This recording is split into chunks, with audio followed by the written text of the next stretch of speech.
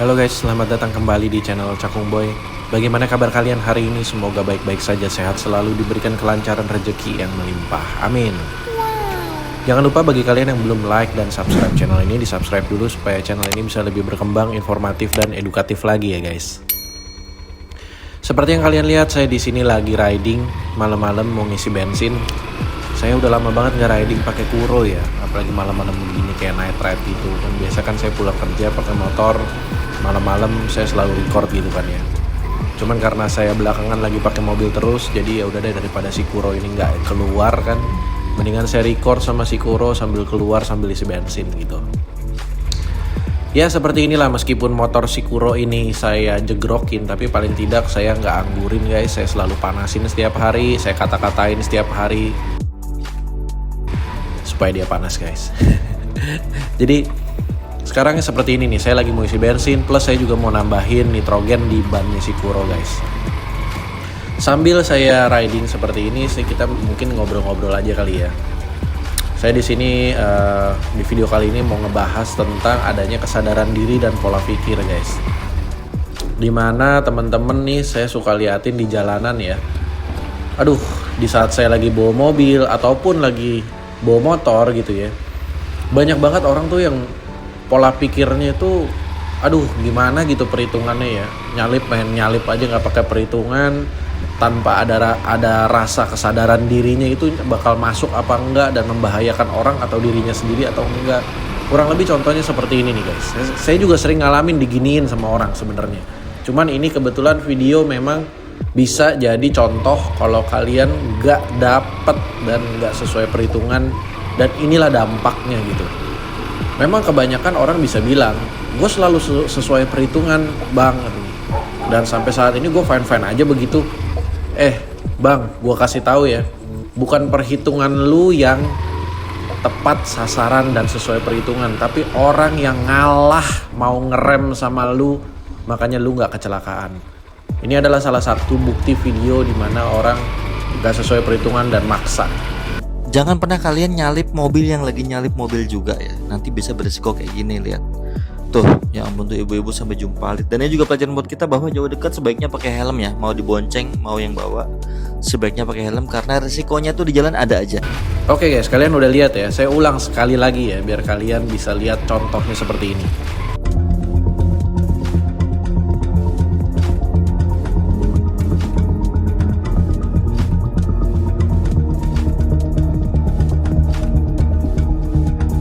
Oke guys, contohnya seperti itu ya.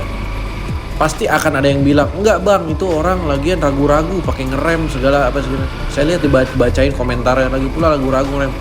Tolong, hal ini jangan dibenarkan guys. Bukan soal ragu-ragu atau tidak, tapi ini sangat membahayakan. Yang pertama, kejadian ini ada dua guys.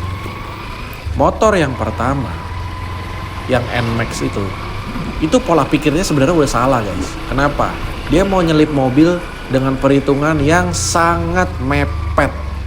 Kalaupun dia berhasil, itu bukan karena perhitungannya yang jago, tapi karena mobil yang dia lewatin itu ngalah sama dia dan ngerem supaya nggak kena dia. Karena kalau kena dia jadi repot, jadi ribet, jadi masalah dan galakan dia juga guys. Lalu yang kedua, apesnya saat si NMAX itu mau nyalip si mobil, ada lagi yang nyalip dari samping, dan itu lebih goblok lagi menurut saya. Orang lagi nyalip disalip lagi, itu sangat-sangat goblok dan menurut saya itu sangat-sangat membahayakan. Saya juga pernah digituin, lagi mau nyalip mobil dengan perhitungan yang udah pas, mau disalip lagi. Karena saya kesel, ya udah saya bejek lagi sekalian biar dia yang kena sekalian kalau perlu. Tapi untungnya karena saya cari jarak yang pas dan jaraknya juga masih jauh, jadi nggak ada masalah. Nggak seperti ini guys. Tolonglah, yang seperti ini kalian harus sadarin, ini bukan hal yang patut untuk dibenarkan guys. Karena ini sangat-sangat membahayakan dan sangat-sangat merepotkan orang lain guys. Kalau diri dia sendiri sebodoh amat deh, biar urusan dia sendiri. Sebenarnya kalau ada klik like dengan arti kata tombol puas, saya akan klik like ini ribuan kali guys. Saya akan klik video ini like ribuan kali, karena menurut saya memang patut dapat pelajaran bagi orang-orang yang mau nyalip maksa dengan semepet mungkin guys. Karena saya juga pengendara motor, saya juga pengendara mobil. Saya juga pernah rasakan gimana rasanya kalau tiba-tiba motor nyalip dengan kondisi yang sangat mepet banget guys. 2 jalur mepet banget. Kalau sampai kena, itu kena 2 mobil sekaligus guys. Dan itu merepotkan sekali dan pasti bikin macet seketika guys. Oke, itu kita bicara tentang pola pikir kita berkendara guys. Sekarang saya mau bicara juga tentang membahas ada salah satu orang yang komentar di video saya, Bang, spare part itu lebih penting dan ketersediaan dan harganya itu lebih penting.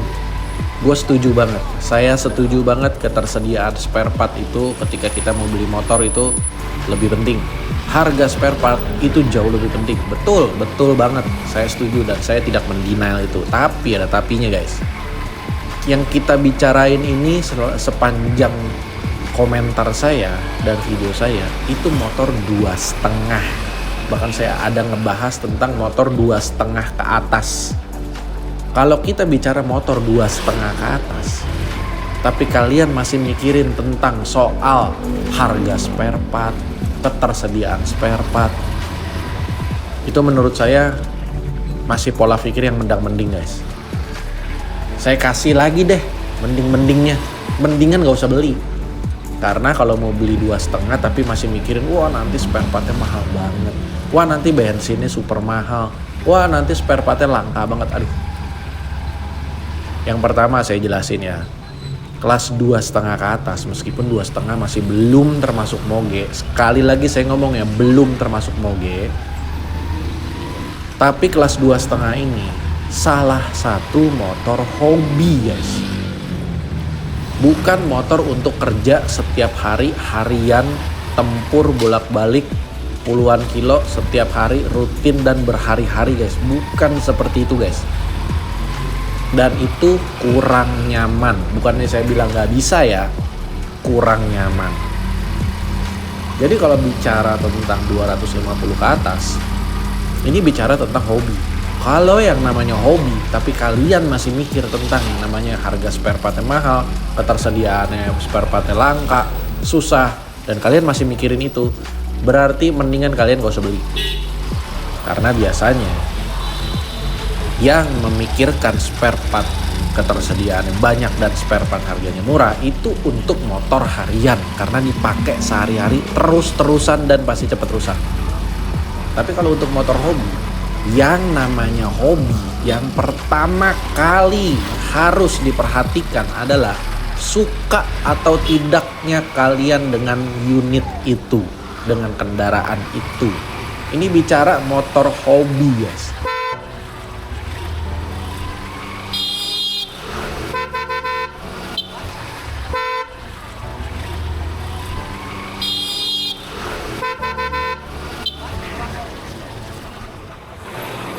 Karena saya banyak punya teman-teman yang memang main dengan hobi otomotif sama seperti kita ini.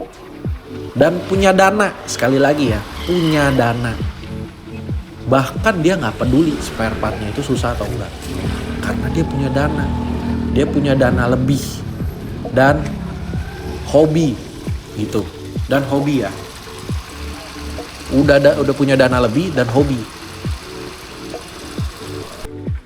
Saya sempat nanya, yakin lo mau beli itu? Yakin? Emang kenapa? Spare partnya kan langka, saya bilang. Loh, namanya udah suka, beli mah beli aja. Urusan spare part nanti kita cari lobangnya di mana. Justru serunya, seninya di situ. Cari spare part, modif, ngebangun. Yang dia bangun itu Chevy Impala guys. Kalian tahu kan Chevy Impala? Ngebangun dari nol, dari sasis, nungguin sampai jadi, itu kisaran selesai 4-5 tahun. Katanya itu udah termasuk cepat. Dan ngabisin dana jauh lebih mahal daripada dia beli unitnya yang udah jadi. Gue cuma bisa bilang, bego dong lo caranya kayak begitu. Loh, orang gua hobi, gua seneng, emang salah? Orang dia punya dana. Jadi intinya dari cerita itu adalah guys, kalau kalian bicara kelas 2,5 ke atas, itu tidak lagi membicarakan tentang seberapa mahal harga spare partnya, seberapa langka harga ketersediaan spare partnya, tapi seberapa suka kalian dengan motor itu. Kalau spare partnya banyak, murah, tapi kalian gak suka sama motornya, ya ujung-ujungnya kalian jual lagi. Karena itu bukan motor hobi impian kalian. Ini saya nggak bicara tentang kelas 150 yang kalian harus pakai setiap hari, pakai kerja, nyeles atau apapun. Tapi kalau kalian bicara tentang motor hobi, itu nggak masuk kategori seperti itu guys. Saya boleh bilang untuk teman-teman yang kemarin komentar seperti itu, berarti itu adalah belum masuk di kelas kalian. Mungkin kalian mampu punya uangnya, tapi pola pikir kalian belum di kelas itu. Seperti itu loh. Karena bicara soal kelas itu bukan bicara tentang seberapa mampu kalian membeli, tapi seberapa pantas kalian punya pikiran untuk memiliki barang itu guys. Kelas itu bicara karakter, bukan bicara tentang seberapa bisa kalian membeli. Karena banyak orang pakai motor mahal tapi dimodif dengan cara yang nggak berkelas dan pemakaian yang nggak berkelas. Modif yang nggak berkelas seperti apa? Cari barang KW, getaran hancur, nggak sesuai sama standar originalnya, daya tahannya. Lalu karakter yang nggak berkelas seperti apa? Pakai motor mahal tapi ugal-ugalan, pakai motor mahal tapi banyak nyenggol orang, pakai motor mahal tapi banyak nyindir orang, banyak meresahkan orang di jalanan. Itulah karakter yang gak berkelas guys. Oke guys, mungkin sampai di sini dulu perbincangan kita kali ini. Terima kasih bagi kalian yang udah nonton sampai akhir. Dan jangan lupa like dan subscribe channel ini supaya channel ini bisa lebih berkembang, informatif dan edukatif lagi. And see you on the next video and bye-bye.